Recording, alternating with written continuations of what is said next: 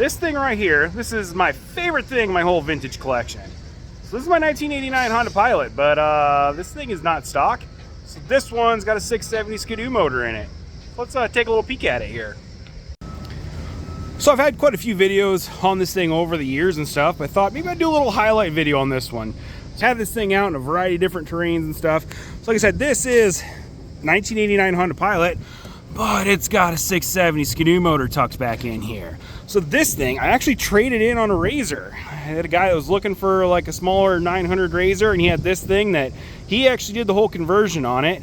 And then just decided he wanted something a little more reasonable and reliable. So I've had this thing for probably 3 or 4 years now, and I've slowly just kind of been tuning it and dialing it in and stuff and making a few little modifications here and there, but overall it's pretty much in the condition that I've got it. So like I said, it's got a 670 Skidoo motor in it. Interesting thing about when you do these Rotax swaps on these, so they're pretty easy bolt in. There's some guys that make some whole little bracket kits that bolts right in with the engine mounts.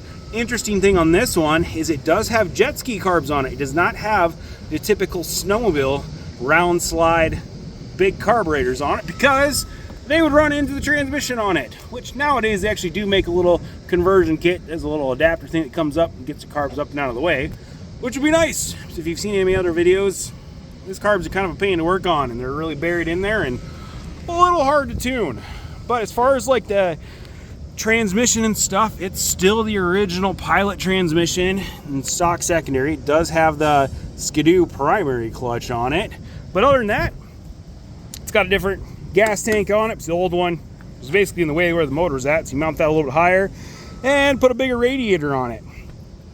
This one also has a little auxiliary gas can on it as well, which I don't really use that at all, but other than that, just pretty much stock in a sense. Let's fire it up here and let's see what it sounds like.